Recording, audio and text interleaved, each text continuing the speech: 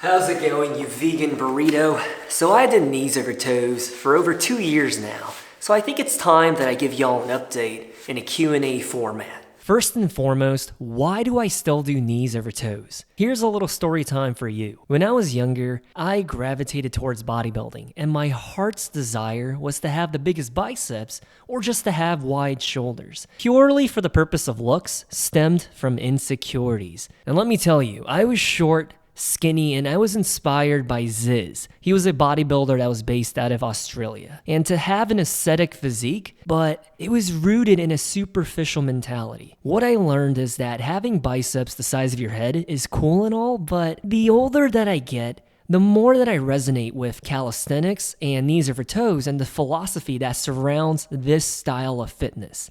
Reason being is, I'm trying to preserve my body to be functional, to be mobile, to be flexible, to not be in pain from doing everyday activities, to be able to jump and even run. And the feeling of just being strong in your own body and carrying your own weight, it slaps differently than hitting a deadlift PR. Believe me when I say, doing a muscle up or knocking out 20 pull-ups in a row is an amazing feeling in itself. Anyways, since I made the last video, I did the unthinkable. I now play soccer, or I guess the rest of the world calls it football, in my 30s, up to 3 to 4 times a week. With each session, I'm running or sprinting 4 to 7 miles at a time. And that's not including my 6-mile bicycle ride there and then the 6-mile bicycle ride back. So in a given week, I'm putting a lot of miles on my knees. The only downside is because I burn so many calories in a single day, I have to eat more to compensate for that. Otherwise, I would just be a stick and bones. And with a box of cereal costing about $6 right now, it is not fun. So when you want to ask me why I still do Knees Over Toes after 2 years, well, because it allows me to live an active lifestyle without pain. And to be fully transparent, because I know some of you are wondering right now, this sounds too good to be true. I did not pay for the program that they're selling, that Ben Patrick is selling. And they're not sponsoring me to make this video. I am making this out of my own free will and because I want to share with you my experiences. And I will elaborate on why here in a little bit. In the initial 6 months, I focused on tibialis raises, ATG split squats, sled pulls and sled pushes, calf raises, and to be quite frank, each one of them has been crucial in my Knees Over Toes journey. However, there's another exercise I think is really valuable, and I added it to my toolkit about a year down the road. And it's the VMO step downs. I don't know if that's what it's technically called, but it's what I call it.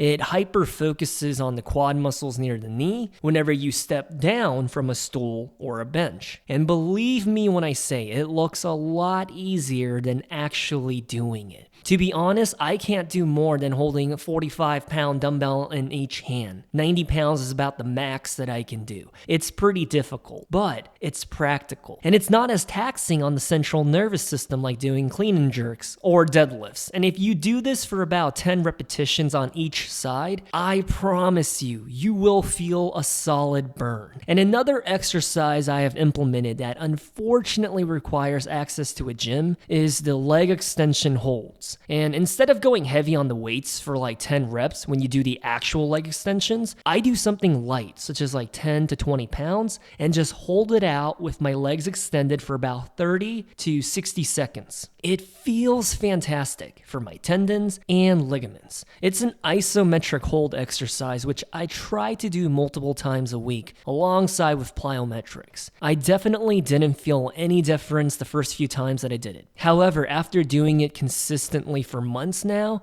I can actually feel my knee and the kneecap area feel firmer and stronger. But I think it's one of the few ways to work out your patellar tendon, or at least that has been my experience. Maybe I need to take a step back and explain what this stuff is. The whole idea behind Knees Over Toes is to strengthen the part of your body that hurts, instead of avoiding it or just stretching it out or just massaging it every night. When I was struggling with knee pain, I just skipped leg day for years because I didn't want to make my knee pain any worse because I thought by doing squats, I was making my knees worse. Think about it. If you let a part of your body become weaker and weaker, do you think it will magically be stronger? Do you think a weak part of your body will make the pain go away? And when I talk about pain, let me clarify. It wasn't excruciating like someone grabbing my nipple and yanking it. Rather, it was a always there kind of knee pain when I was sitting,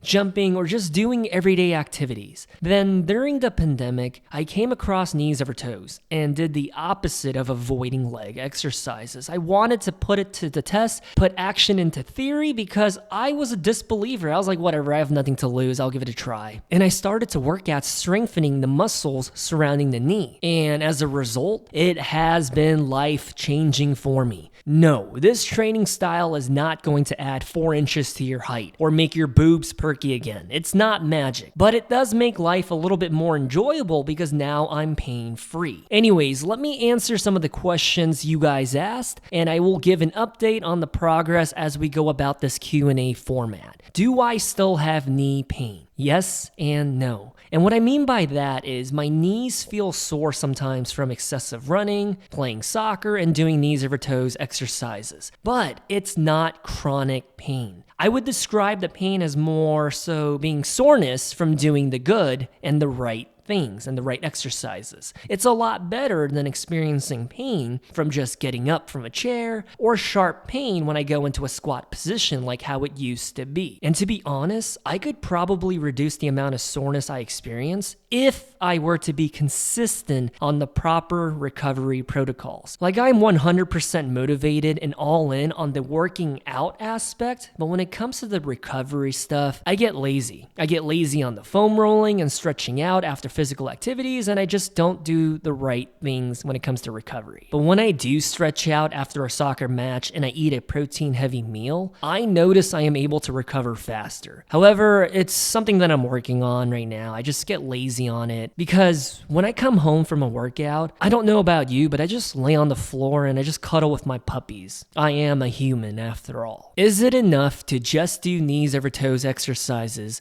or do I need another workout methodology? I think of KneesOverToes as rehab, or I guess prehab, right? Because you're trying to prevent an injury from happening. KneesOverToes helps to reduce pain from strengthening the weak areas of my body. But I would argue it's not enough to be optimized and to be as healthy as I could be. It 100% has helped my joints, flexibility, and mobility, right? I'll give them that credit. However, sled pulls and going backwards on the treadmill, even for extended periods of time, is really minimal for cardiovascular health. So I would throw in some jogging, biking, or even swimming weekly. Also, a little bit of weights or resistance training is a good thing. And I'm not talking about becoming a musclehead or deadlifting 700 pounds. Rather, the ability to carry a full load of groceries in one walk, being able to walk 10 miles when you go to Disneyland, or to even run a mile is a wonderful thing. So, I think of KneesOverToes as a supplement to a primary exercise methodology, such as running or calisthenics. Do I practice KneesOverToes every day? Yes, but not with the same intensity every session. Sometimes I'll be sweating bullets and out of breath from doing sled pulls as fast as I can. Other times, it's just something that I do to keep my knees fresh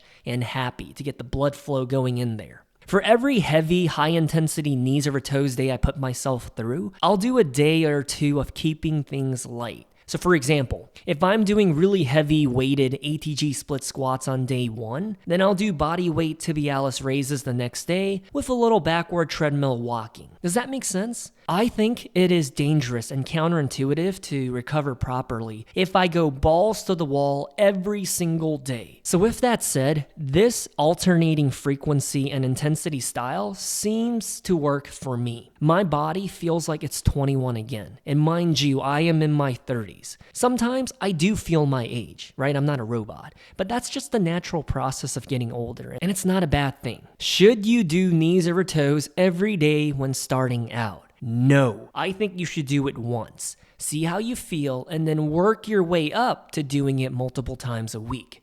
So for me, I work out every single day. no days off. So it's just a part of my DNA and routine. Getting to that point didn't happen overnight. It took like 6 months before I could work out every day. If you're somebody who only works out a few times a month, then doing too much at once could get you hurt or injured. So please, if you're interested in doing this, just ease into it. Do a little at a time. Maybe even just 1 to 2 80G split squat reps at a time, right? And then work your way to doing 3, and then 5, and then 10 in a set. Get used to the movement. Ramp up slowly. Be patient. Once you get used to the movements and exercises, knees over toes is one of those things where you gotta put the repetitions in every single week for it to be effective. And the more I do knees over toes, the more my body, muscles, tendons, and ligaments get used to the stress. And when that stress tolerance gets higher and higher, that's when I started to feel the maximum benefits whenever I walked more than 5 miles or whenever I jumped. So remember, crawl, walk, and then run. Don't go running on day 1. What else are you up to? Something else I have been incorporating these days as a full body workout is rucking daily. Not with like 500 pounds on my back, just a light 40 pounds or so whenever I walk the dogs.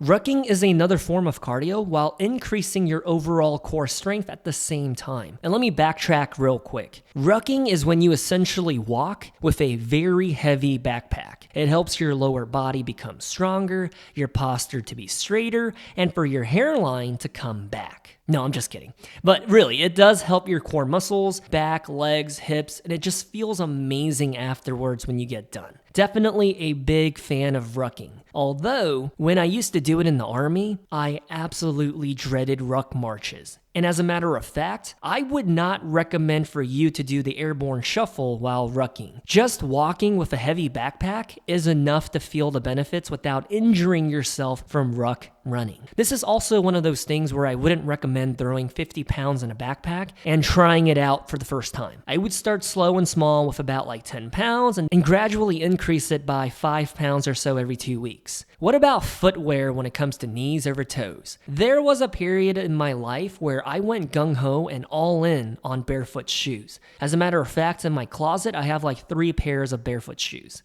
Instead of exclusively wearing barefoot shoes, now I rotate between shoes with a lot of cushion and shoes with zero support. And I think this has helped my recovery process from the day-to-day workouts. And I work out every single day of the week, remember. Sometimes I work out 3 times a day. So if I were to exclusively wear barefoot shoes, I noticed that my lower body felt sore for much longer and I got foot fatigue. And it doesn't help that I have flat feet. So say I have a soccer match on a Monday, then I'll wear Crocs for that day, and then a pair of shoes like New Balance for the following day, just to help my lower body recover. There's no need for me to increase the recovery time by wearing barefoot shoes the day after a 90-minute soccer match. It's all about creating a balance and an ecosystem that works for you. And that's one of the key ingredients to a happy life. Everything in moderation. Yes, that includes your video games, and doing what you can to keep your life in balance. Here's the biggest lesson I am continuously learning. When your body is functional, mobile, and healthy, that's one of the biggest selfish blessings you can have. When you have everything in the world, or when you just live your day-to-day life, you take your health for granted. When you're injured or sick, all you want is good health. You would in fact trade your career, looks, or status if it means a healthy body again. Is this true? Is this right? Think about the last time that you had the stomach flu or something severe like that. This is a reflection that hits heavy for me because I have good health right now, and I'm not saying that to brag. I should feel more grateful because it's like I'm a new person. I take it for granted at times, but I need to humble myself and put my blessing into perspective because there was an extended period of time where my health was terrible day in and day out. So whatever you're going through right now, no matter the circumstances, put it into perspective. Count your blessings. Stay grateful for the little things and don't go out of control on matters that are out of your hands. Anyways, with that said, I don't want to become a philosopher here. Let me know if you have any questions or want more details. And good luck in your journey to staying healthy. You've got this.